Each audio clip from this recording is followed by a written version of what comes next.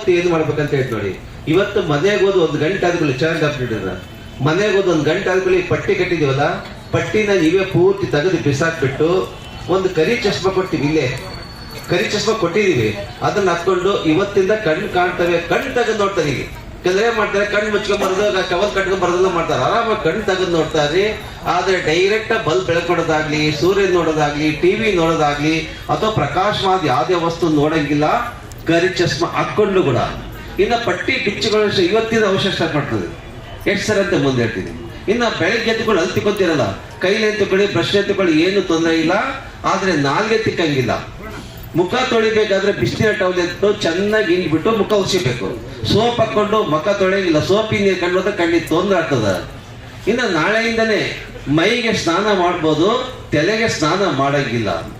ಇನ್ನ ಭಾರವಾದ ಕೆಲಸ ಯಾವುದು ಮಾಡಂಗಿಲ್ಲ. ಭಾರವಾದ ಕೆಲಸ ಅಂದ್ರೆ ಬಗ್ಗಿ ಕೊಡ ಹೊತ್ಕೊಂಡು ಹೋಗೋದು, ಹುಲ್ಲು ಹೊತ್ಕೊಂಡು ಹೋಗೋದು, ಕಟ್ಟಿಗೆ ಕಡೆಯೋದು, ಹೊಲದಲ್ಲಿ ಕೆಲಸ ಮಾಡೋದು, ಇಂಥ ಭಾರವಾದ ಕೆಲಸ ಯಾವುದು ಮಾಡಂಗಿಲ್ಲ. ಅಡಿಗೆ ಮನೆ ಕೆಲಸ ಮಾಡಂಗಿಲ್ಲ, ಕಸ ಮಾಡಂಗಿಲ್ಲ. ಇನ್ನ ತಲೆಗೆ ಎಣ್ಣೆ ಹಚ್ಬೋದು, ಬಾಚ್ಬೇಕಾದ್ರೆ ದೊಡ್ಡಲ್ಲಿ ಕೂಡ ಬಾಚ್ಬೇಕು, ಸಣ್ಣಲ್ಲಿ ಬಾಚ್ಕೊಂಡು ಎಸ್ಪೆಷಲಿ ಲೇಡೀಸ್ ಇರುತ್ತೆ, ಹಿಕ್ಕಿಗೆ ಬರ್ತದೆ, ಹಿಂಗೆ ಎಳ್ಕೋಬೇಕಾಗತ್ತೆ, ಕಣ್ಣು ಕಿಚ್ಬೇಕಾಗತ್ತೆ, ಕಣ್ಣಿಗೆ ಒತ್ತ ಬೀಳುತ್ತೆ. ಆದ್ರಿಂದ ದೊಡ್ಡಲ್ಲಿ ಕೂಡ ನಿಧಾನಕ್ಕೆ ಬಾಚ್ಬೇಕು. ಇನ್ನು ಕುಕ್ ಹಚ್ಚಳರು ಇನ್ ಮುಂದೆ ಕುಕ್ ಹಚ್ಕೊಳಕ್ ಹೋಗ್ಬೇಡಿ. ಕುಕ್ ಹಚ್ಕೊಂಡಾಗ ಅಂತ ಪೌಡ್ರ್ ಕಣ್ಣೋದು, ಕಣ್ಣಿಗೆ ತೊಂದರೆ ಆಗುತ್ತೆ, ಕಣ್ಣು ನಂಜಾಗುತ್ತೆ. ಆದ್ರಿಂದ ಮನೆಯಲ್ಲಿ ಸೊಸೆಂದು ಮೊಮ್ಮಕ್ಕ ಸ್ಟಿಕರ್ ಟಿಕಡಿ ಅದನ್ನ ಹಚ್ಚಬೇಕು. ನೀವು ಗಂಡು ಮಕ್ಕಳು ಅಷ್ಟೇ, ದೇವಸ್ಥಾನಕ್ಕೆ ಹೋದ್ರೆ ಭಕ್ತಿಯಿಂದ ಕೈ ಮುಗಿಬೇಕು. ಆಧಾರ ಹಚ್ಕೊಳ್ಳೋದು, ಕುಕ್ ಹಚ್ಕೊಳ್ಳೋದು ದಯವಿಟ್ಟು ಮಾಡಕ್ ಹೋಗ್ಬೇಡಿ. ಇನ್ನು ವಯಸ್ಸೇ ಇರ್ತದೆ, ಮೊಮ್ಮಕ್ಕಳಿಗೆ ಬೆಸ್ಟ್ ಜಾಸ್ತಿ. ಮೊಮ್ಮಕ್ಕಳು ಎತ್ಕೊಳ್ಳೋದು, ಆಟ ಆಡ್ಸೋದು, ಪಕ್ಕದ ಮನುಷ್ಯವೆಲ್ಲ ಮಾಡ್ತಾ ಇರ್ತಾರೆ. ಮೊಮ್ಮಕ್ಕಳು ಏನ್ ಮಾಡ್ತಾರೆ, ಕರಿ ಚಶ್ಮಾ ಕೊಡ್ತೀರ, ನಮ್ಮ ಅಜ್ಜಿಯನ್ನ ಮಾಡ್ಬಿಟ್ಟು ಕೈ ಹಾಕ್ತವೆ. ಅಪ್ಪಿ ತಪ್ಪಿ ಉಗುರಿ ಕಣ್ಣಿತ್ತಿದ್ರೆ ಕಣ್ಣಿಗೆ ತೊಂದರೆ ಆಗ್ತದೆ. ಆದ್ರಿಂದ ಮೊಮ್ಮಕ್ಕಳು ತಿರುಗಾಡೋದಾಗ್ಲಿ, ಆಟ ಆಡ್ಸೋದಾಗ್ಲಿ, ಪಕ್ಕದಾಗ ಯಾರು ಮನುಷ್ಯ ಪಕ್ಕದ ಮನುಷ್ಯ ಕೈ ಹಾಕೋದಾಗ್ರೆ ಕಣ್ಣಿಗೆ ತೊಂದರೆ ಆಗ್ತದೆ. ಇನ್ನ ಜಗಳ ಮಾಡಕ್ ಹೋಗ್ಬೇಡಿ, ಬಿಡ್ಸಕ್ ಹೋಗ್ಬೇಡಿ. ಜಗಳ ಮಾಡೋದಕ್ಕಷ್ಟೇ, ಬಿಡಿಸ್ಬೇಕಷ್ಟೇ. ಅಪ್ಪಿ ತಪ್ಪಿ ಕಣ್ಣಿಗೆ ಕೈ ತೆಗೆದು ಕಣ್ಣಿಗೆ ತೊಂದರೆ ಆಗ್ತದೆ. ಆದ್ರಿಂದ ಆದಷ್ಟು ಹುಷಾರಾಗಿರ್ಬೇಕು. ಇನ್ನ ಪಥ್ಯ ಊಟದ್ದು ನೀವು ಜೊತೆ ಬಂದಿರಲ್ಲ, ಏನ್ ಊಟ ಮಾಡ್ತೀವಿ ಎಲ್ಲ ಊಟನೂ ಕೊಡ್ಬೋದು. ರೊಟ್ಟಿ, ಚಪಾತಿ, ತರಕಾರಿ, ಸೊಪ್ಪು, ಹಾಲು, ಮೊಸರು, ಹಣ್ಣುಗಳು ತಿನ್ಬೋದು. ನಮ್ಮಿಂದ ಯಾವುದೇ ತರಹದ ಪಥ್ಯ ಇಲ್ಲ. ಕೆಲಕ್ಕೆ ಹಸಿಮೆಣಸಿಕಾಯಿ ತಿನ್ಬೋದ, ಕುಂಬಳಕಾಯಿ ತಿನ್ಬೋದ, ಬದನೆಕಾಯಿ ತಿನ್ಬೋದ ಅಂತೇಳಿ ಎಲ್ಲ ಊಟನೂ ಮಾಡ್ಬೋದು. ಈವನ್ ಚಿಕನ್ ತಿನ್ಬೋದು, ಮಟನ್ ತಿನ್ಬೋದು. ಮೆತ್ತ ತಿನ್ಬೇಕಷ್ಟೇ, ಎಮ್ಕೆ ಕಡಿಗಿಲ್ಲ. ಕಟ್ಟಿ ರೊಟ್ಟಿ ತಿನ್ನ, ರೊಟ್ಟಿ ಚಪಾತಿ ತಿನ್ಬೋದು, ಕಟ್ಟಿ ರೊಟ್ಟಿ ತಿನ್ನಂಗಿಲ್ಲ. ಮಟನ್ ಚಿಕನ್ ತಿನ್ನೋರು ಮೆತ್ತಲ್ಲಿ ತಿನ್ಬೇಕು, ಎಮ್ಕೆ ಕಡಿಗಿಲ್ಲ. ಆದ್ರೆ ಸಕ್ಕರೆ ಕಾಲಿದ್ದಾರೆ ಯಾರು ಇದ್ರೆ, BP ಇದ್ದರಿದ್ರೆ ಅವ್ರಿಗೆ ಮಾತ್ರ, ಅವ್ರು ಡಾಕ್ಟರ್ ಸಕ್ಕರೆ ಕಾಲು ನೋಡ್ತಿರ್ತಾರೆ, ಅವರೇ ತರ ಪಥ್ಯ ಇರಬೇಕು. BP ಇದ್ದರಿಗೆ ಉಪ್ಪಿನ ಪದಾರ್ಥ ಮತ್ತು ಕರಿದ ಪದಾರ್ಥ ಮಾತ್ರ ಆ ಪ್ರಕಾರ ಪಥ್ಯ ಇರಬೇಕು. ಸಕ್ಕರೆ ಕಾಲಿದ್ದರಿಗೆ, BP ಇದ್ದರಿಗೆ, ಮತ್ತೆ ಬೇರೆ ಬೇರೆ ತೊಂದರೆ, ಹಾರ್ಟ್ ಪ್ರಾಬ್ಲಮ್ ಇರ್ತವೆ, ಕಿಡ್ನಿ ಪ್ರಾಬ್ಲಮ್ ಇರ್ತವೆ, ಲಿವರ್ ಪ್ರಾಬ್ಲಮ್ ಇರ್ತವೆ, ಅವ್ರಿಗೇನ ಪಥ್ಯ ಬೆಳೆದ್ರೆ ಅವ್ರಿಗೆ ಮಾತ್ರ ಪಥ್ಯವು, ಉಳಿದವ್ರಿಗೆ ಯಾವ ರೀತಿ ಪಥ್ಯ ಎಲ್ಲ ಊಟನೂ ಮಾಡಬಹುದು. ಇನ್ನ ಸಕ್ಕರೆ ಕಾಯಿಲೆಗಳಿಗೆ, BPಗಳಿಗೆ ಮತ್ತೆ ಬೇರೆ ಬೇರೆ ತೊಂದರೆ ಕೆಲವು ಔಷಧಿ ತಗೊಂತಿರ್ತಿರಲ್ಲ, ಅದನ್ನ ನಿಮ್ಮ ಡಾಕ್ಟರ್ ಸಲಹೆ ಪ್ರಕಾರ ತಗೊಂತಾ ಇರಬೇಕು. ಸಕ್ಕರೆ ಕಾಯಿಲೆಗಳಿಗೆ, BPಗಳಿಗೆ ಮತ್ತೆ ಕೆಲವು ಹಾರ್ಟ್ ಪ್ರಾಬ್ಲಮ್ ಇರ್ತವೆ, ಕಿಡ್ನಿ ಪ್ರಾಬ್ಲಮ್ ಇರ್ತವೆ, ಲಿವರ್ ಪ್ರಾಬ್ಲಮ್ ಇರ್ತವೆ, ಅವ್ರೇನು ಔಷಧಿ ತಗೊಂತಿರ್ತಿರಲ್ಲ ಅದನ್ನ ನಿಮ್ಮ ಡಾಕ್ಟರ್ ಸಲಹೆ ಪ್ರಕಾರ ತಗೊಂತಾ ಇರಬೇಕು. ಮತ್ತೆ ಜ್ವರ ಬಂತು, ನೆಗಡಿ ಬಂತು, ಕೆಮ್ಮು ಬಂತು ತಕೊಳ್ಳಿ, ಪಕ್ಕದ ಡಾಕ್ಟರ್ ತೋರಿಸ್ಬಿಟ್ಟು ಅವ್ರ ಔಷಧಿ ಕೊಟ್ಟು ಔಷಧಿ ತಗೊಳ್ಳಿ, ಇಂಜೆಕ್ಷನ್ ಮಾಡಿದ್ರೆ ಇಂಜೆಕ್ಷನ್ ಮಾಡಿಸ್ಕೊಳ್ಳಿ. ಕೆಲವರೇ ಮಾಡ್ತಾರೆ, ಆಪರೇಷನ್ ಮಾಡಿಸ್ಕೊಂಡ್ ಬಂದಿನಿ, ಈ ಔಷಧಿ ತೊಗೊಂಡ್ರೆ ತೊಂದರೆ ಆಗ್ತದೆ ಭಯ ಪಡ್ತಿರ್ತಾರೆ. ಭಯ ಪಡೋ ಅವಶ್ಯಕತೆ ಇಲ್ಲ. ಎಸ್ಪೆಷಲಿ ಸಕ್ಕರೆ ಕಾಯಿಲೆ ಯಾರು ಇದ್ರೆ, BP ಇದ್ದರಿದ್ರೆ ಶುಗರು ಮತ್ತೆ BPನ ಕಂಟ್ರೋಲ್ ಇಡಬೇಕು. ಇನ್ನ ಅತಿ ಮುಖ್ಯವಾದ ನಮ್ಮ ಔಷಧಿಗಳು ಇದು ಚೆನ್ನಾಗಿ ಜ್ಞಾಪ ಇಟ್ಕೊಂಡಿರ್ಬೇಕು. ನಾವು ಹೇಳೋ ಪ್ರಕಾರನೇ ಔಷಧಿ ಹಾಕ್ಬೇಕು. ಮೊದಲೇದಾಗಿ ಔಷಧಿನ ಯಾವ ಕಣ್ಣು ಆಪರೇಷನ್ ಕಣ್ಣಿಗೆ ಮಾತ್ರ ಹಾಕಬೇಕಿದ್ರೆ ಏನ್ ಮಾಡ್ತಾರೆ, ಇನ್ನೊಂದು ಕಣ್ಣು ತಿಂದಾಗ್ತದೆ ಕಣ್ಣಿಗೆ ಔಷಧಿ ಹಾಕೋದು ಕೇಳ್ತಾರೆ. ಅಥವಾ ಪಕ್ಕದ ಮನೆಗೆ ಯಾರೇ ಕಣ್ಣಿಗೆ ತೊಂದರೆ ಆಗಿದ್ರೆ ನಾತ್ರ ಕಣ್ಣಿನ ಔಷಧಿ ತಗೊಳ್ರಿ ಅಕೌಂಟ್ ಇಟ್ಕೊಂಡು, ದಯವಿಟ್ಟು ಅವೆಲ್ಲ ಮಾಡಂಗಿಲ್ಲ. ಯಾವ ಕಣ್ಣು ಆಪರೇಷನ್ ಕಣ್ಣಿಗೆ ಮಾತ್ರ ಔಷಧಿ ಹಾಕಬೇಕು. ಮತ್ತೆ ಯಾರ್ದು ಅವ್ರು ಏರ್ಪಿಸ್ಬೇಕು, ಬೇರೆ ಕೊಡಂಗಿಲ್ಲ. ಇನ್ನು ಪ್ರತಿ ಔಷಧಿ ಎಷ್ಟೊಪ್ಪತ್ತಿದ್ರೆ ಅಷ್ಟೊಪ್ಪತ್ತು ಜೊತೆ ಬಂದು ಚೆನ್ನಾಗಿ ಹಾಕಿಡ್ರಿ. ಎಷ್ಟೊಪ್ಪತ್ತಿದ್ರೆ ಅಷ್ಟೊಪ್ಪತ್ತು ಕೈ ಚೆನ್ನಾಗಿ ಸೋಪ್ ಹಾಕೊಂಡು ತೊಳ್ಬೇಕು. ಯಾವುದೇ ಕೈಲಿ ಔಷಧಿ ಹಾಕಂಗಿಲ್ಲ. ಕೈ ಚೆನ್ನಾಗಿ ಸೋಪ್ ಹಾಕೊಂಡು ತೊಳ್ಬಿಟ್ಟು ಪೇಷಂಟ್ನ ಮಲಗಿಸ್ಬಿಟ್ಟು ಕೆಳಗಿನ ರೆಪ್ಪಡ್ಕೊಳ್ಳಿ, ಮೇಲೆ ಮುಟ್ಟಕ್ಕೆ ಹೋಗ್ಬಿಡಿ. ಕೆಳಗಿನ ರೆಪ್ಪಡ್ಕೊಂಡು ಮೇಲ್ ನೋಡಕ್ಕೆ ಹೇಳಿ, ಬಿಳಿ ಗುಡ್ಡಿ ಮೇಲೆ ಒಂದನೇ ಔಷಧಿ ಹಾಕ್ಬೇಕು. 2 ಹನಿ 3 ಹನಿ ಬಿತ್ತಕೊಳ್ಳಿ, ಏನೋ ತೊಂದರೆ ಆಗಲ್ಲ, ವೇಸ್ಟ್ ಆಗುತ್ತೆ ಅಷ್ಟೇ. ಕರೆಕ್ಟ್ 1 ಹನಿ ಔಷಧಿ ಹಾಕಿ ಸಾಕು. ಔಷಧಿ ಹಾಕುಲಿ ಆಗಿಲ್ಲ ದಳಕ್ಕೆ ಕೂತ್ಕೊಳಕ್ ಹೋಗ್ಬಿಡಿ. ಯಾಕಂದ್ರೆ ಔಷಧಿ ಹಾಕಿದ್ರೆ ಹೊರ ಬರುತ್ತೆ, ಹಾಕಿದ್ದು ಉಪಯೋಗ ಇಲ್ದಂಗೆ ಆಗುತ್ತೆ. ಆದ್ರಿಂದ 2 ನಿಮಿಷ ಹಂಗೆ ಕಣ್ಣು ಮುಚ್ಕೊಂಡ್ ಬಂದರೆ ಅದು ಕಣ್ಣೊಳಗೆ ಕರ್ತತಿ, ಆಮೇಲೆ ಎದ್ದು ತಿಳ್ಬೋದು. ಇನ್ನ ದಿವಸ ಬೆಳಿಗ್ಗೆ ಎದ್ದ ಕೂಡಲೇ ಕಣ್ಣು ಸುತ್ತೂರ ಜಿಜ್ಜಿಟಾಗಿರ್ತದೆ, ಅದನ್ನ ಕ್ಲೀನ್ ಮಾಡ್ಬೇಕಾಗುತ್ತೆ. ಅದನ್ನ ಕ್ಲೀನ್ ಮಾಡಿದ್ದಿಲ್ಲ. ಒಂದು ಬಟ್ಟಲದಾಗೆ ಹಳ್ಳೆ ಮೆಡಿಕಲ್ ಶಾಪ್ ಸಿಗ್ತದೆ ಕಾಟನ್ನು, ನೀರು ಒಳ್ಳೆ 5 ರೂಪಾಯಿ ಕೊಟ್ಟು ಕ್ಯಾನ್ ವಾಟರ್ ಬರ್ತಾ ಆ ನೀರು ಮಾಡಿ, ಯಾವ್ದಾದ್ರು ನೀರು ಉಪಯೋಗಿಸ್ಬೇಡಿ. ಎರಡು ಒಂದೇ ಸರ ಹಾಕಿ ಚೆನ್ನಾಗಿ ಕುದಿಸ್ಬೇಕು. ಬಿಸಿ ಮಾಡಿದ್ರೆ ಏನು ಉಪಯೋಗ ಇಲ್ಲ, ಚೆನ್ನಾಗಿ ಕುದಿಸ್ಬೇಕು. ಕುದಿಸ್ಬಿಟ್ಟು ತಣ್ಣಗಾದ್ಮೇಲೆ, ಬಿಸಿ ಬಿಸಿದಲ್ಲ, ತಣ್ಣಗಾದ್ಮೇಲೆ ನೀವು ಜೊತೆ ಬಂದ್ರೆ ಕೈ ಚೆನ್ನಾಗಿ ಸೋಪ್ ಹಾಕೊಂಡು ತೊಳ್ಬಿಟ್ಟು ಹಳ್ಳೆದು ಗಟ್ಟಿಗೆ ಇನ್ಬಿಟ್ಟು ಕಣ್ಣು ಮುಚ್ಚಕ್ಕೆ ಮೆಲ್ಲ ಕೊರಿಸ್ಬೇಕು. ದಿವಸ ಬೆಳಿಗ್ಗೆ ಒಂದ್ಸರಿ ಮಾಡಿ ಸಾಕು. ದಿವಸ ಬೆಳಿಗ್ಗೆ ಎದ್ದು ಕೂಡಲೇ ಕುದಿಸಿದ ಆರಿಸಿದ ಹತ್ತಿಲೆ ಕಣ್ಣು ಸುತ್ತೂರ ಒಂದ್ಸರಿ ಕ್ಲೀನ್ ಮಾಡ್ಬೇಕು. ಇದು ಕೊಟ್ಟಿರ್ತಕ್ಕಂಥ ಔಷಧಿ ನೋಡಿ, ಓಫ್ಲೋಟಿ ಎಂಬ ಔಷಧಿ ಕೊಟ್ಟಿದ್ದೀವಿ. ಇದನ್ನ ದಿನಕ್ಕೆ 8-10 2 ತಿಂಗಳು ಹಾಕ್ಬೇಕು. ಮುಗದಂಗೆಲ್ಲ ತರ್ಸ್ಕೊಂಡೋಗಬೇಕು. ಇಂಥ ಔಷಧಿ ಸಿಗ್ಲಿಲ್ಲ ಅಂದ್ರೆ ಕಾರ್ಡ್ ಕೊಟ್ಟಿದೀವಲ್ಲ, ಕಾರ್ಡ್ನಲ್ಲಿ ಬೇರೆ ಬೇರೆ 2-3 ನಮೂನೆ ಔಷಧಿ ಬಂದಿದ್ದೀವಿ. ಆ ನಮೂನೆ ಔಷಧಿ ತಗೊಂಡು ಹಾಕೋಬೇಕು. ಯಾವುದೇ ಕಾರ್ಡ್ ಬಿಡಂಗಿಲ್ಲ.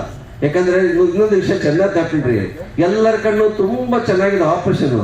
ಇನ್ನು ನಿಮ್ ಜವಾಬ್ದಾರಿ ಹೇಳಿ ಡಾಕ್ಟರ್ ಕಲ್ತ ರೂಪಾಯಿದಾಗ 10% ಭಾಗ ಮಾತ್ರ, ಇನ್ನು 90% ಭಾಗ ನಿಮ್ ಕೈ ಐತೆ. ಕರೆಕ್ಟ್ ಆಗಿ ಔಷಧಿ ಹಾಕಿದ್ರೆ ನಾವ್ ಹೇಳೋ ಪ್ರಕಾರ ಸಲಹೆ ನಡ್ಕೊಂಡ್ರೆ ಮಾತ್ರ ಕಣ್ಚಲ್ಲ ಚೆನ್ನಾಗಿ ಕೊಟ್ರಿ. ಆಯ್ತಾ ನೋಡಿ, ಈ ದಿವಸ ಔಷಧಿ ಕೊಟ್ಟಿಲ್ಲ. ಇದನ್ನ ದಿನಕ್ಕೆ 8-10 ಅಂದ್ರೆ ಬೆಳಿಗ್ಗೆ 7 ಗಂಟೆಯಿಂದ ಸ್ಟಾರ್ಟ್ ಮಾಡಿ. 7 ಗಂಟೆಗೆ ಒಂದನಿ, 9 ಗಂಟೆಗೆ ಒಂದನಿ, 11 ಗಂಟೆಗೆ ಒಂದನಿ, 1 ಗಂಟೆಗೆ ಒಂದನಿ, 3 ಗಂಟೆಗೆ ಒಂದನಿ, 5 ಗಂಟೆಗೆ ಒಂದನಿ, 7 ಗಂಟೆಗೆ ಒಂದನಿ, 9 ಗಂಟೆಗೆ ಒಂದನಿ. ಬೆಳಿಗ್ಗೆ 7 ಗಂಟೆ ಸ್ಟಾರ್ಟ್ ಮಾಡಿ 9 ಗಂಟೆವರೆಗೂ 2 ಗಂಟೆಗೆ ಒಂದನಿ. ದಿನಕ್ಕೆ 8-10 2 ತಿಂಗಳು ಹಾಕ್ಬೇಕು. ಮುಗದಂಗೆಲ್ಲ ತರ್ಸ್ಕೊಂಡು ಹಾಕಬೇಕು. ಇನ್ನೊಂದು ಔಷಧಿ ಓಪನ್ ಮಾಡೋದು ಕೂಡ ಎನ್ಸಿಕ್ರಾಗ ಓಪನ್ ಮಾಡಂಗಿಲ್ಲ. ಇದು ಔಷಧಿ ಅಲ್ಲ, ಇದರಲ್ಲಿ ಮುಚ್ಚಳ ಇರ್ತದೆ. ಮುಚ್ಚಳದಲ್ಲಿ ಮುಳ್ಳಿರುತ್ತೆ. ಈ ಔಷಧಿ ಮುಚ್ಚಳ ತೆಗೆದ್ರೆ ಒಂದು ರಿಂಗ್ ಬರುತ್ತೆ. ಈ ರಿಂಗ್ ತೆಗೆದು ಬಿಸಾಕ್ಬೇಕು. ಬಿಸಾಕ್ಬಿಟ್ಟು ಈ ಮುಚ್ಚಳ ತೆಗೆದ್ರೆ ಗಟ್ಟಿ ತಿರುಗಿದ್ರೆ ತೂತ್ ಬೀಳುತ್ತೆ. ಒಂದು ವೇಳೆ ತೂತ್ ಬೀಳಿಲ್ಲ ಅನ್ಕೊಳ್ಳಿ, ಮೆಡಿಕಲ್ ಶಾಪ್ಗೆ ಹೋಗಿ ಇಂಜೆಕ್ಷನ್ ಮಾಡ್ತಾರೆ ಸೂಜಿ, ಹೊಸ ಸೂಜಿ ತಗೊಂಡ್ ಚುಚ್ಚಬೇಕು. ದಯವಿಟ್ಟು ಪಿನ್ನ ತಗೊಂಡು ಚುಚ್ಚೋದು, ಗುಂಡು ಪಿನ್ನ ತಗೊಂಡು ಚುಚ್ಚೋದು, ಪಿನ್ನ ತಗೊಂಡು ಚುಚ್ಚೋದು, ಗುಂಡು ಪಿನ್ನ ತಗೊಂಡು ಚುಚ್ಚೋದು ಮಾಡಕ್ ಹೋಗ್ಬೇಡಿ. ಪಿನ್ನ ತೊಟ್ಟು ಚುಚ್ಚಿದ್ರೆ ಔಷಧಿ ಕೆಟ್ಟೋಗ್ತದೆ. ಕೆಟ್ಟೋಗಿರೋ ಔಷಧಿ ಕಣ್ಣು ಹಾಕೊಂಡು ಕಣ್ಣಿಗೂ ತೊಂದರೆ ಆಗ್ತದೆ. ನೋಡಿ, ಔಷಧಿ ಓಪನ್ ಮಾಡಿ ತೋರಿಸ್ಕೊಡ್ತೀನಿ ನೋಡಿ. ಇದು ಔಷಧಿ ಬೀಳ್ತಾದಿಲ್ಲ. ಬೀಳ್ದಾಗ ಗಟ್ಟಿ ತಿರುದ್ರೆ ಔಷಧಿ ಓಪನ್ ಆಗುತ್ತೆ. ಮುಚ್ಚಳ ಗಟ್ಟಿ ತಿರುಗ ಬೀಳುತ್ತೆ. ಒಂದು ಸಲ ಬೀಳದಿದ್ರೆ ದಯವಿಟ್ಟು ಪಿನ್ನ ತೋರಿಸೋದು, ಗುಡ್ ಪಿನ್ನ ತೋರಿಸೋದು, ಸೂಚಿಸ ಮಾಡಕ್ ಹೋಗ್ಬೇಡಿ. ಮಾಡಿದ್ರೆ ಔಷಧಿ ಕೆಟ್ಟೋಗ್ತೈತಿ. ಕೆಟ್ಟೋಗಿರೋ ಔಷಧಿ ಕಣ್ಣು ಹಾಕೊಂಡು ಕಣ್ಣಾಗೂ ತೊಂದರೆ ಆಗ್ತದೆ. ಆದ್ರಿಂದ ಪಿನ್ನ ತೊಂಟಿಚ್ಚೋದು, ಗುಡ್ ಪಿನ್ನ ತೊಂಚಿಚ್ಚೋಕ್ ಹೋಗ್ಬೇಡಿ. ಮೆಡಿಕಲ್ ಶಾಪ್ನಾಗ ಹೋಗಿ ಇಂಜೆಕ್ಷನ್ ಮಾಡ್ತಾರೆ ಸೂಜಿ, ಹೊಸ ಔಷಧಿ ಚುಚ್ಚಬೇಕು. ಇನ್ನೊಂದು ಔಷಧಿ ಹಾಕ್ಬೇಕಾದ್ರೆ ಈ ತುದಿನ ಕೈಲೇ ಮುಟ್ಟಕ್ ಹೋಗ್ಬಾರ್ದು, ಕಣ್ಣಿಗೂ ಮುಟ್ಸ್ಬಾರ್ದು. ಈ ಕೆಳಗಿಂದ ಪಡ್ಕೋಬೇಕು, ಮೇಲ್ನೋಡೆ ಕೆಳಗೆ ಕರೆಕ್ಟಾಗಿ ಒಂದೊಂದು ಎಷ್ಟು ಹಾಕ್ಬೇಕು. ಔಷಧಿ ಹಾಕೊಳ್ಳೇನೆ ಈ ಮುಚ್ಚಳ ಮುಚ್ಚಿಬಿಟ್ಟು ಅದರಲ್ಲೇ ರೆಟ್ಟಿನ ಡಬ್ಬ ಇರ್ತಲ್ಲ, ಅದ್ರಲ್ಲಿ ಹಾಕಿ ಎಲ್ಲ ನಡಬೇಕು. ಮೊದಲು ಔಷಧವೆಲ್ಲ ಜಿಜ್ಜಿಟ್ಟಿರ್ತವೆ. ಮನೆ ತುಂಬಾ ಧೂಳ ಇರುತ್ತೆ. ಧೂಳೆಲ್ಲ ಬಂದು ಔಷಧ ಕೊಂಡ್ಕೊತೈತಿ. ಕಣ್ಣು ಹೊಡ್ಕೊಂಡ ಕಣ್ಣೊಳಗೂ ಧೂಳು ಹೋಗುತ್ತೆ, ಕಣ್ಣಿಗೆ ತೊಂದರೆ ಆಗುತ್ತೆ, ಕಣ್ಣಂಜಾಗುತ್ತೆ. ಆದ್ರಿಂದ ಔಷಧಿ ಎಲ್ಲ ನಡ್ಕೊಬೇಡಿ. ಒಂದು ಸ್ಟೀಲ್ ಡಬ್ಬಿ ಅದು ಪ್ಲಾಸ್ಟಿಕ್ ಮಾಡ್ಕೊಂಡಿರ್ಬೇಕು. ಇಷ್ಟೆಲ್ಲ ಏಳುಗಳು ಕೆಲವೇ ಮಾಡಿದ್ರೆ ಎಲ್ಲರಿಗೆ ಚೀಲ ಇಟ್ಕೊಬಾರ್ದು, ಕಾಯಿಪಲ್ಲೆ ಚೀಲ ಇಟ್ಕೊಬಾರ್ದು. ದಯವಿಟ್ಟು ಅವೆಲ್ಲ ಮಾಡಕ್ ಹೋಗ್ಬೇಡಿ. ಒಂದು ಸ್ಟೀಲ್ ಡಬ್ಬ ಪ್ಲಾಸ್ಟಿಕ್ ಮಾಡ್ಕೊಂಡ್ರೆ ತುಂಬಾ ಉತ್ತಮ. ಮುಂದೆ ತಿಂಗಳು 28ನೇ ತಾರೀಕು ಬರ್ಬೇಕು ಎಲ್ಲರೂ. ಮುಂದೆ ತಿಂಗಳು 28ನೇ ತಾರೀಕು ಎಲ್ಲರಿಗೂ ಬರ್ಬೇಕು. ಅವತ್ತಿನ ದಿವಸ ಕಣ್ ಟೆಸ್ಟ್ ಮಾಡಿ ಪ್ರತಿಯೊಬ್ಬರಿಗೂ BKG ಫೌಂಡೇಶನ್ ಇಂದ ಉಚಿತವಾಗಿ ಕಾಣಿಕೆ ಕೊಡ್ತಾರೆ, ಬೇರೆ ಕಡೆ ಕೊಡೋದಿಲ್ಲ. ಅದರಿಂದ ಹೇಳ್ತೀನಿ, ಚೆನ್ನಾಗಿ ಹಾಕೊಂಡಿದ್ರಿ.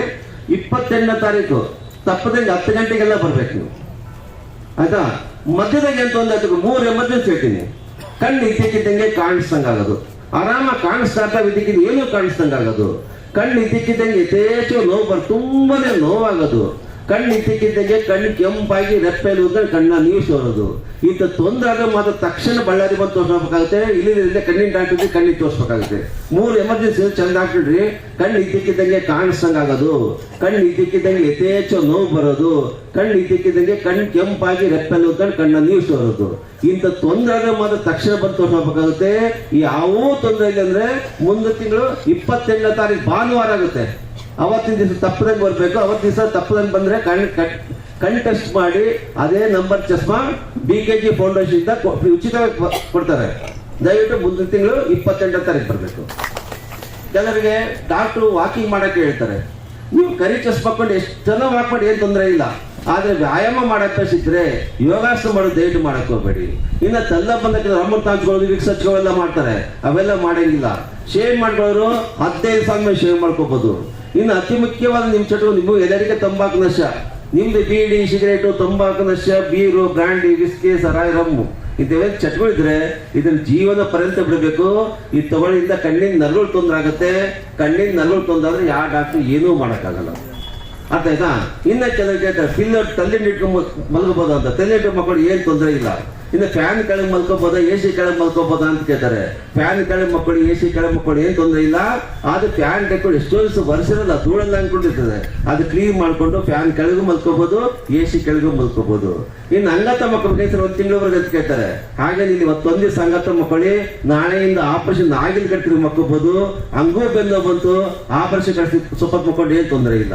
ಇನ್ನು ಬಸ್ ಪ್ರಯಾಣ ಮಾಡ್ಬೋದು ಕೇಳಿದ್ರೆ ಬಸ್ ಪ್ರಯಾಣ ಮಾಡಿ ಕಿಟಕಿ ಪಕ್ಕದ ಕಿಟಕಿ ಹಾಕೊಂಡು ಕೂತ್ಕೋಬೇಕು. ಗಾಡಿ ಓಡಿಸಂಗಿಲ್ಲ, ಓದೋದು ಬರೆಯೋದು ಮಾಡಂಗಿಲ್ಲ. ನೋಡಿ ಇಲ್ಲಿ ಜೊತೆ ಬಂದಿರೋ ಬೇರೆ ಇರ್ತಾರೆ, ಮನೆಗೆ ಹೋದ್ಮೇಲೆ ಆರೈಕೆ ಮಾಡೋದು ಬೇರೆ ಇರ್ತಾರೆ. ಅವ್ರು ಈ ವಿಷಯ ಸರ್ 2 ಹಾಕಿ ಸರ್ 3 ಹಾಕಿ ಸರ್ ಏನ್ರಿ ನಾವು 8 ಹೇಳಿದ್ರೆ ಅವತ್ತು ಬಂದಿದ್ರು ಸರ್, ನಮ್ಮ ಸೊಸೆ ಬಂದಿದ್ದು, ಮೊಮ್ಮಗ ಬಂದಿದ್ದು, 108 ಕಾಣ, ದಯವಿಟ್ಟು ಅವೆಲ್ಲ ಕಾಣಂಗಿಲ್ಲ. ಇಲ್ಲಿ ಯಾರ ಜೊತೆ ಬಂದಿದ್ದೀರೋ, ಮನೆಗೆ ಹೋದ್ಮೇಲೆ ಯಾರು ಆರೈಕೆ ಮಾಡ್ತಾರೋ ಅವ್ರು ಈ ಔಷಧಿ ಇಷ್ಟಪತ್ತ ಕೈ ಚೆನ್ನಾಗಿ ಸೋಪ್ ಹಾಕೊಂಡು ತೊಗೊಳ್ಬಿಟ್ಟ ಪ್ರತಿಯೊಂದು ಹೇಳ್ಬಿಟ್ಟು ಹೋಗ್ಬೇಕು.